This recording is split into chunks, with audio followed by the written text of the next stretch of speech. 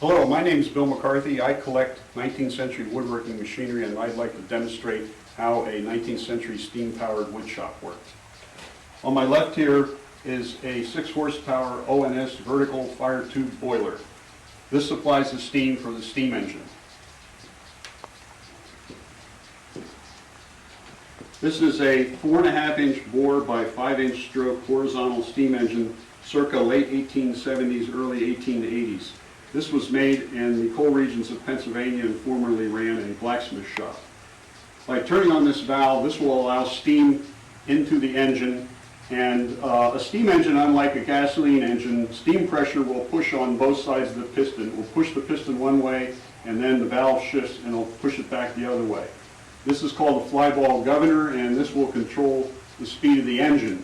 The faster the engine goes, the further these balls fly out, and when they reach an equilibrium point, that will maintain a certain speed on the engine. Now, when I turn this valve,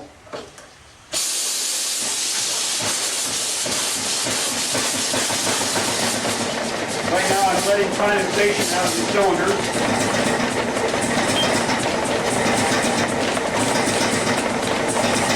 This engine operates at about 125 RPM. The flywheel here drives the main drive belt, which goes up to the overhead line shaft, and the line shaft is running at 250 RPM. This line shaft, along with another one over here, will power all the machines in the shop. In the 19th century, before electric motors were invented, all machinery was operated off the central power source, whether it was a steam engine or a water wheel. Here you can see the flyball governor in action. If you will note, when I turn the machine on, the engine will all of a sudden get louder. That is the governor allowing more steam in. I'll step out of the picture here for a second and turn something on.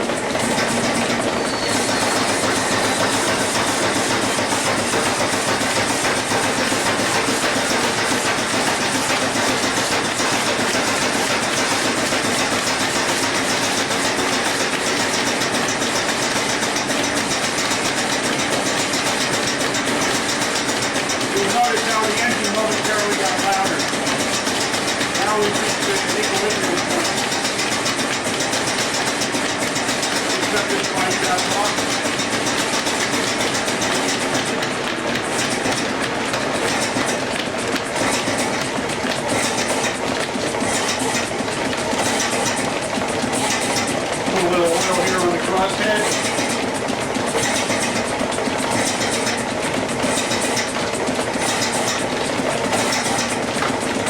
This engine is equipped with what's called a crosshead pump.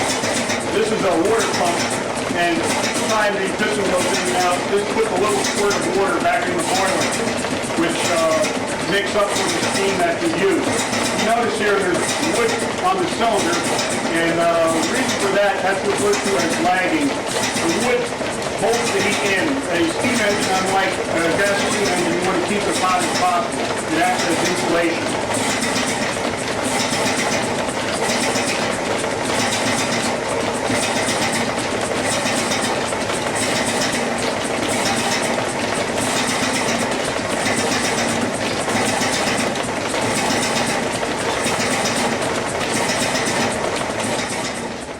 This is an H.B. Smith solid chisel reciprocating mortising machine circa mid-1870s.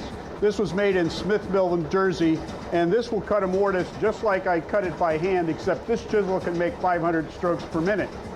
Now, when you turn on a 19th century machine, basically what you are doing is you are shifting the belt from an idler pulley onto the driven pulley, which I will do as right now.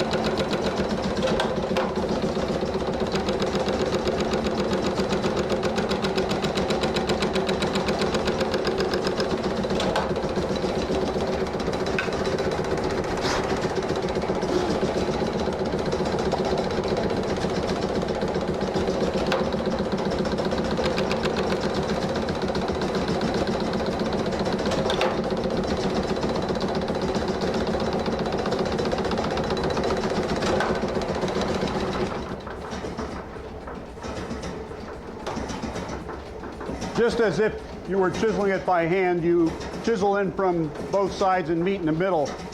This machine will make this mortise in perhaps 1/10 of the time it took it to do it by hand. Each time I release this pedal, the chisel automatically reversed. So what I did was I chiseled back and forth. Each time I changed directions, I momentarily released the treadle and the chisel would reverse. I'll turn the machine on once more and see if you can notice that. Now when I release the treadle, you see the chisel turn 180 degrees. I'll do it once again. This automatic chisel reversing mechanism was the basis of H.B. Smith's patent for this machine, and this became the industry standard in the 1860s.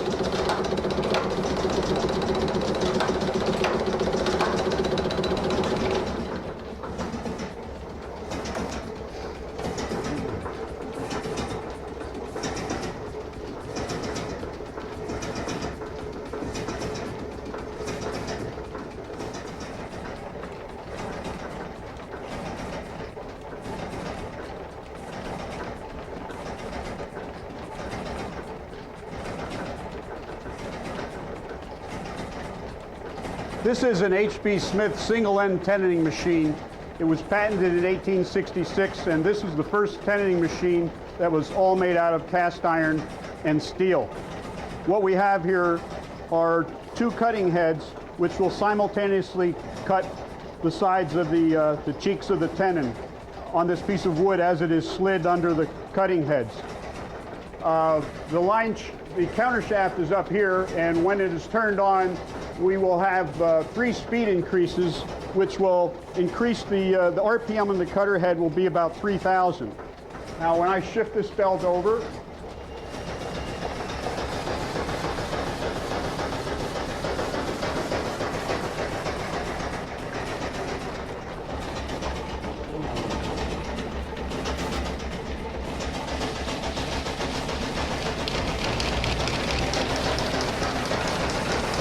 now if you'll watch, this will cut both sides of the tenon simultaneously.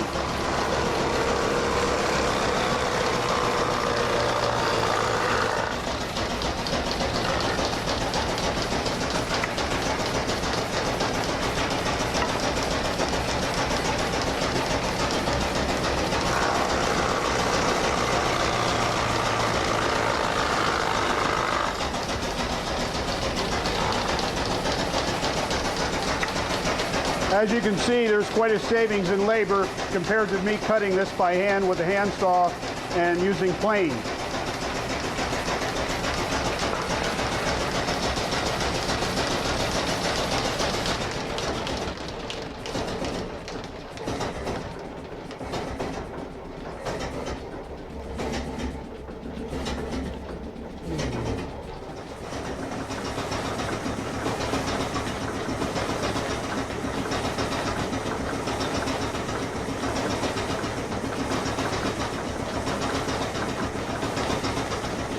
The next machine I'd like to demonstrate is an S.J. Scheimer vertical spindle shaper, circa 1878.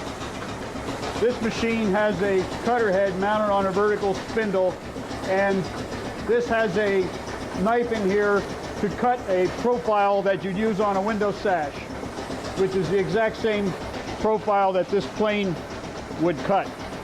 Now, to cut the profile on a window sash part with this plane would take between 25 and 30 strokes. This machine has a vertical spindle which is actually driven from a horizontal line shaft. Now, in the counter drive mechanism over here, we will convert the horizontal power to vertical power. Now, if you'll notice, there's a horizontal counter shaft, and on the end of that is a wheel that kind of looks like a bevel gear, except it's smooth, and it's made out of sheets of paper stacked. It's called a paper pulley.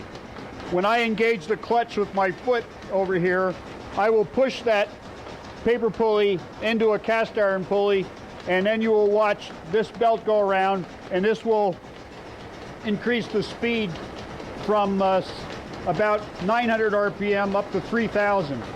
I'll turn the machine on right now.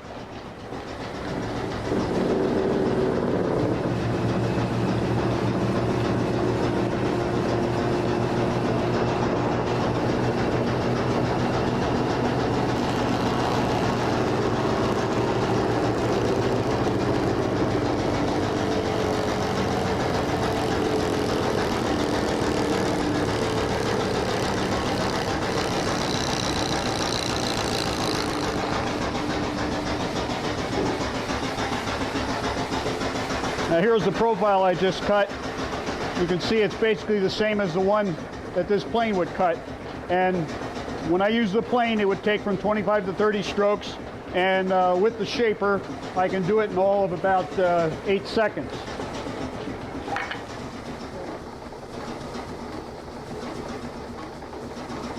The next machine I'd like to demonstrate is an E.L. Gleason joiner circa 1875, made in Philadelphia. I'll turn the clutch on.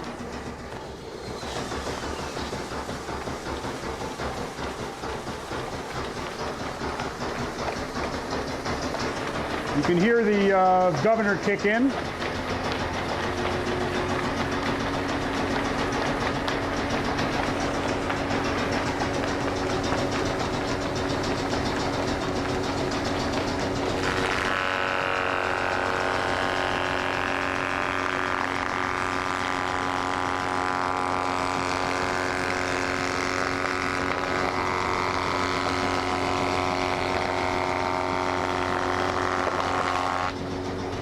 Do an edge.